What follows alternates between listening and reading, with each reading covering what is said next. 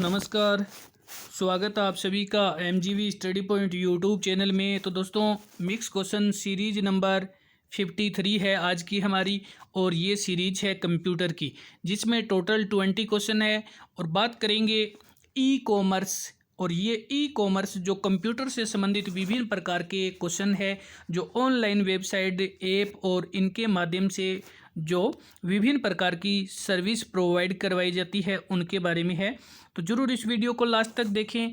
UPPCL जेएमआरसी exam based question है, साथ में आरकेसीएल और एलडीसी, पटवारी, पुलिस, विभिन्न प्रकार के परीक्षाओं में पूछे जाने वाले क्वेश्चन महत्वपूर्ण है। तो जरूर लास्ट तक देखें, लाइक शेयर भी करें। अभी तक अपने यूट्यूब चैनल को सब्सक्राइब नहीं किया तो जरूर इसको सब्सक्राइब भी कर दीजिए।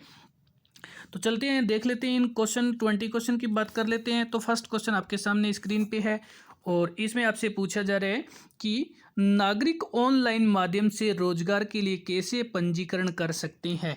तो अब हम बात कर रहे हैं कि यदि कोई नागरिक ऑनलाइन माध्यम से रोजगार के लिए पंजीकरण करवाना चाहता है तो वो किस प्रकार से कर सकते हैं।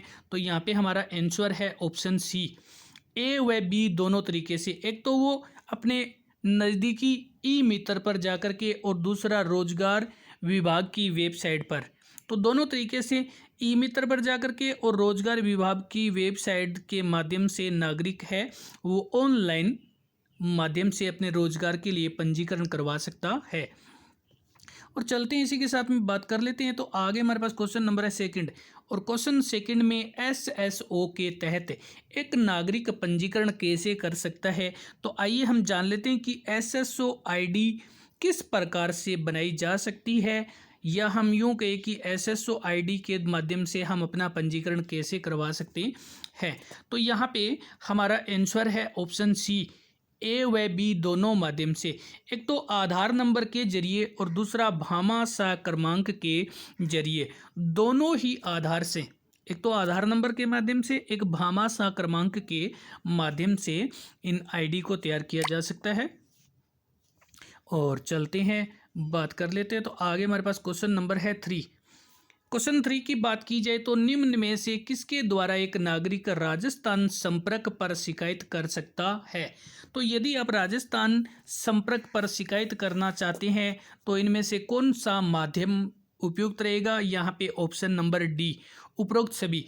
एक तो आप इसमें से जो उपरोक्त सभी है, इसमें से एक तो टोल फ्री नंबर यूज करके, दूसरा राजस्थान संपर्क पोर्टल पर जाकर के, और तीसरा राजस्थान संपर्क मोबाइल एप्लीकेशन के माध्यम से कोई भी नागरिक है वो राजस्थान संपर्क पर शिकायत कर सकता है, टोल फ्री नंबर डायल करके, राजस्थान संपर्क पोर्टल पर और राजस्थान संपर्क मोबाइल एप्लीकेशन के माध्यम से। और चलते हैं अगले क्वेश्चन की ओर। आगे हमारे पास क्वेश्चन नंबर है 4। क्वेश्चन 4 में ई पीडीएस का पूरा नाम क्या है। तो अब हम बात कर रहे हैं ई पीडीएस की जो फुल फॉर्म है वो कौन सी है। और यहाँ पे हमारा आंसर ऑप्शन सी, ई पब्लिक डिस्ट्रीब्यूशन सिस्टम है। तो यहाँ पे ऑप्शन सी है, ई पब्लिक डिस्ट्रीब्यूशन सिस्टम है। और चलते हैं नेक्स्ट क्वेश्चन की ओर। तो अभी तक वीडियो को लाइक नहीं किया तो ज़रूर लाइक करें, चैनल को सब्सक्राइब नहीं किया है तो वो भी ज़रूर उसको सब्सक्राइब कर दीजिए, और अपने फ्रेंड्स को भी फॉरवर्ड कर दीजिए ताकि वो भी इस जानकारी का लुत्फ उठा सके। अब हम बात कर लेते हैं क्वेश्चन 5 पे।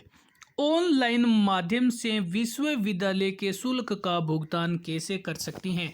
तो आइए जान लेते हैं साथ में कि ऑनलाइन अगर आप किसी भी यूनिवर्सिटी में एग्ज़ाम फॉर्म और अन्य जो फॉर्म अप्लाई करते हैं तो उसकी फ़ीस आप किसके माध्यम से फिल कर सकते हैं।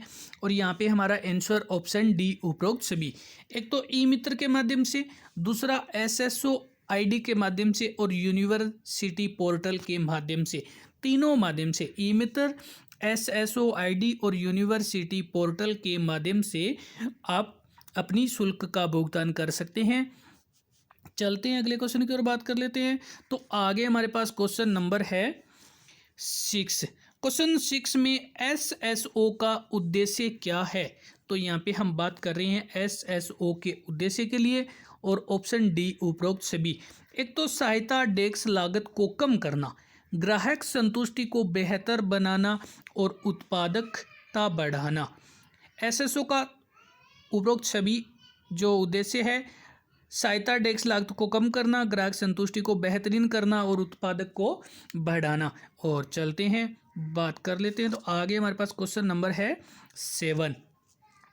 क्वेश्चन 7, निम्न में से कौन सा एक राजस्थान संपर्क का चरण नहीं है? राजस्थान संपर्क का जो चरण नहीं है वो कौन सा है?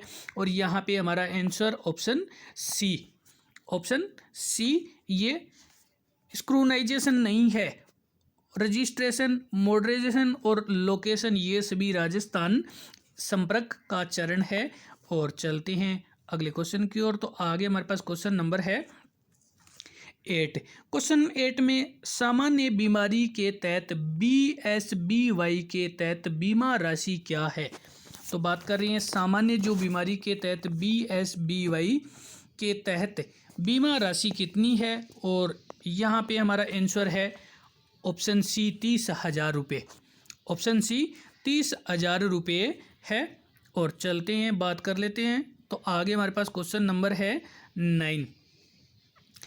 तो क्वेश्चन 9 की अगर बात की जाए तो यहाँ पे बेरोजगारों को पंजीकृत करने के लिए BRSY ऋण राशि के तहत कर्ज की ब्याज दर कितनी फीसदी तक अनुदान भी दिया जाता है?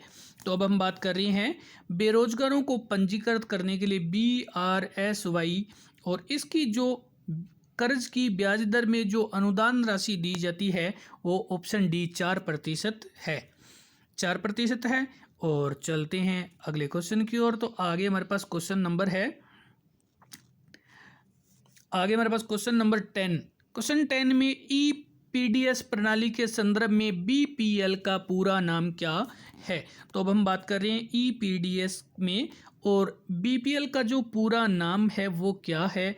तो यहाँ पे हमारा answer option A, below poverty line. Below नीचे, पॉवर्टी गरीबी, और लाइन रेखा, गरीबी रेखा से नीचे, ये BPL का जो इसका अर्थ है, जो पूरा नाम है। और चलते हैं बात कर लेते हैं। तो आगे क्वेश्चन नंबर है 11। क्वेश्चन 11 में BRSY के तहत कौन से बैंक ऋण दे सकते हैं? तो अब हम बात कर रहे हैं BRSY के तहत कौन कौन से बैंक है जो ऋण उपलब्ध करवाते हैं या ऋण देते हैं? तो यहाँ पे हमारा आंसर ऑप्शन डी, उपरोक्त सभी। BRSY के तहत राष्ट्रीयकृत बैंक, सहकारी बैंक और क्षेत्रीय ग्रामीण बैंक, ये सभी बैंक है वो ऋण दे सकते हैं। BRSY के तहत सभी बैंक है वो ऋण उपलब्ध करवाते हैं। और चलते हैं इसी के साथ में अगले क्वेश्चन की ओर। तो आगे हमारे पास क्वेश्चन नंबर है 12। क्वेश्चन 12 में EPDS के संदर्भ में MSP का पूरा नाम क्या है? तो बात कर रहे हैं EPDS के संदर्भ में MSP का पूरा नाम क्या है? और यहाँ पे हमारा answer option A, minimum support price है MSP का। और चलते हैं। तो वीडियो को लाइक शेयर जरूर करें, और चैनल को सब्सक्राइब नहीं किया है तो वो भी कर दीजिए। अब हम बात कर लेते हैं। तो आगे हमारे पास क्वेश्चन नंबर है 13। क्वेश्चन 13 में भामाशाह रोजगार सृजन योजना के तहत ऋण चुकता करने की अवधि कितनी होती है? तो अब हम बात कर रहे हैं भामाशाह रोजगार सृजन योजना के तहत ऋण को चुकाने की अवधि कितनी है, या कितने वर्ष बाद वो ऋण वापस जमा करवाना होता है? और यहाँ पे हमारा आंसर ऑप्शन बी, 5 वर्ष। 5 वर्ष के बाद भामाशाह रोजगार सृजन योजना के तहत ऋण को चुकाना आवश्यक है। और चलते हैं बात करते हैं। तो आगे हमारे पास क्वेश्चन नंबर है 14। क्वेश्चन 14 में आधार कार्ड संख्या में कितने अंक होती हैं? तो अब हम बात कर रहे हैं आधार कार्ड में अंकों की संख्या कितनी होती है, या हमारे नंबर कितने होते हैं? तो आधार कार्ड में जो नंबर होते हैं या अंक होते हैं उनकी संख्या होती है 12 अंक। 12 अंकों का आधार नंबर होता है। और चलते हैं आगे बात कर लेते हैं। तो नेक्स्ट हमारे पास क्वेश्चन नंबर है 15। क्वेश्चन 15 में EPDS प्रणाली के संदर्भ में FPS का पूरा नाम क्या है? तो हम बात कर रहे हैं EPDS प्रणाली, और FPS का पूरा नाम क्या है? यहाँ पे answer C, fair price shop. FPS का जो पूरा नाम है, फुल फॉर्म है, वो फेयर प्राइस सोप है। चलते हैं इसी के साथ में, तो वीडियो को लाइक शेयर जरूर करें। क्वेश्चन नंबर 16, भामाशाह योजना के संदर्भ में DBT का पूरा नाम क्या है? तो अब हम बात कर रहे हैं भामाशाह योजना के संदर्भ में DBT का पूरा नाम, और यहाँ पे हमारा answer option A, direct benefit transfer है। भामाशाह योजना के तहत DBT का पूरा नाम डायरेक्ट बेनिफिट ट्रांसफ़र है। और चलते हैं अगले क्वेश्चन की ओर। तो आगे क्वेश्चन नंबर 17 जो आपके सामने स्क्रीन पे है। क्वेश्चन 17 में आपसे पूछा जा रहा है, PMJDY खाते को खोलने के लिए कितनी न्यूनतम राशि आवश्यक है? तो बात करते हैं प्रधानमंत्री जन धन योजना के अंतर्गत जो अकाउंट ओपन किए जाते हैं, जो खाते खुलवाए जाते हैं, उनके लिए न्यूनतम राशि, और यहाँ पे हमारा आंसर ऑप्शन डी, शून्य शेष राशि है। तो यहाँ पे बात कर रहे हैं PMJDY प्रधानमंत्री जन धन खाते जीरो बैलेंस में खोले जाते हैं। इसके लिए जो ATM चार्ज होते हैं उन पे भी निःशुल्क होता है। तो प्रधानमंत्री जन धन योजना के अंतर्गत खाते खोले गए हैं, उनमें ना तो कोई न्यूनतम बैलेंस की आवश्यकता है और ना ही इसमें किसी प्रकार का चार्ज वसूला जाता है। यदि आपसे वसूला जाता है तो आप अपनी ब्रांच से कांटेक्ट कर सकते हैं। और चलते हैं अगले क्वेश्चन की ओर। तो आगे हमारे पास क्वेश्चन नंबर है 18। क्वेश्चन 18 में OTP का पूरा नाम क्या है? तो यहाँ पे हम बात कर रहे हैं विभिन्न प्रकार की सेवाएं या कुछ डाउनलोड करने के लिए हमें OTP जो हम आए दिन सुनते हैं, तो ये OTP क्या है? और इसकी जो फुल फॉर्म है वो option B, one time password. O का 1, T का टाइम और P का पासवर्ड। OTP का जो पूरा नाम है वन टाइम पासवर्ड है, जिनको आप एक ही बार यूज कर सकते हैं, और इसकी भी कुछ लिमिट होती है। उसके बाद में ये OTP अपने आप निरस्त हो जाता है अगर आप इसको यूज नहीं कर पाते हैं समय अवधि में। तो चलते हैं, बात कर लेते हैं आगे। नेक्स्ट क्वेश्चन नंबर है 19। क्वेश्चन 19, निम्न में से कौन सा मोबाइल वॉलेट का उदाहरण नहीं है? तो हम बात कर रहे हैं जो वॉलेट का उदाहरण नहीं है वो कौन सा है? और यहाँ पे हमारे पास यहाँ पे हमारा answer option D, credit card. Mobile wallet का जो उदाहरण नहीं है वो क्रेडिट कार्ड है।